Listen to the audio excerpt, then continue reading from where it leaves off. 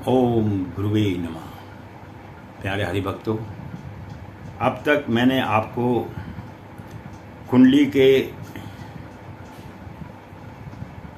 प्रथम भाव, द्वितीय भाव, तृतीय भाव, चतुर्थ भाव और पंचम भाव के विषय में जानकारी दी।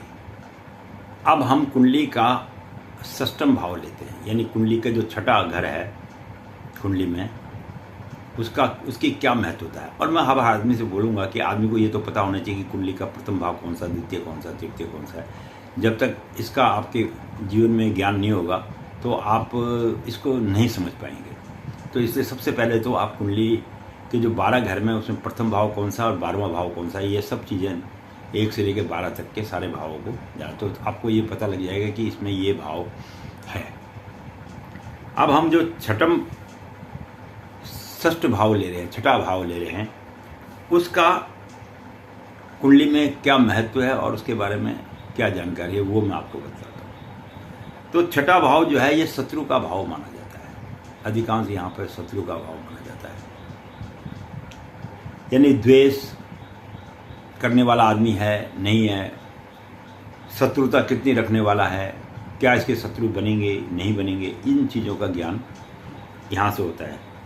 और बैरी है या नहीं आपके, और आपको रोग वगैरह किस प्रकार है, इसका भी ज्ञान आप यहाँ से ले सकते हैं।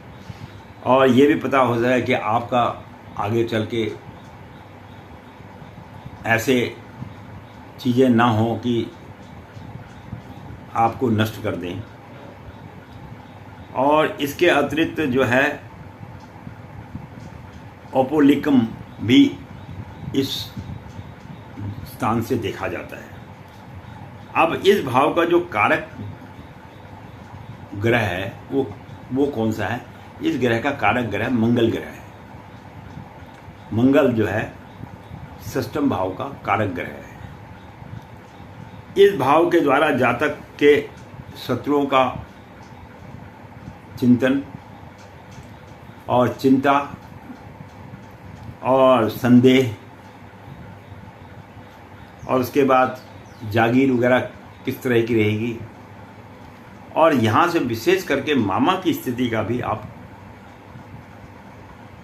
जो है ज्ञान प्राप्त कर सकते हैं कि उसकी मामा की स्थिति किस प्रकार है। ये जो चीज़ें हैं ये आपको षष्ठम भाव से प्राप्त होगा।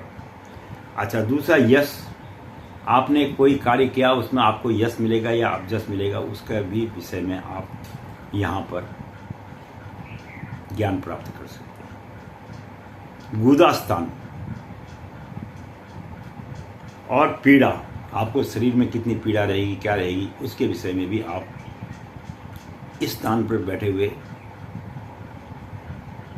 इस स्थान से ज्ञान कर सकते हो। और फिर ग्रहों को देखना पड़ता है। रोग का भी यहाँ पर देखा जाता है, तथा वर्ण आदि के बारे में। और वर्ण, जैसे आदमी के वर्ण आता है, कुंडली में एक वर्ण है, ये कोई जाति विशेष वर्ण नहीं है जैसे पंडित है या फलाना है ढिकाना, ये चीज़ नहीं है। ये वर्ण आता है एक, उस वर्ण का जो विचार है वो भी, और उसके संबंध के बारे में भी विचार इस भाव से, छठे भाव से किया जाता है।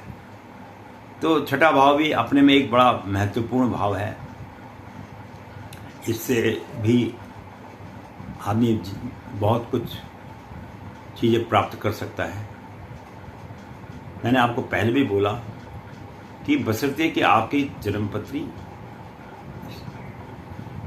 सटीक होनी चाहिए। ऐसा नहीं है कि जी फलाने टाइम पे भैंस ब्यारी थी उस समय मेरा बच्चा हुआ, ये नहीं। या फलाने टाइम पे जी हम तो वहाँ पे वो हॉस्पिटल में नीचे बैठे हुए थे, ऊपर बच्चा हो गया, पता नहीं लगा कितने बजे हुआ, वो एक्यूरेट टाइम होना चाहिए।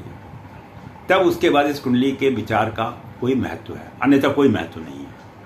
अगर आपको आपके समय के बारे में कोई जानकारी नहीं है तो फिर कुंडली का कोई महत्व नहीं है।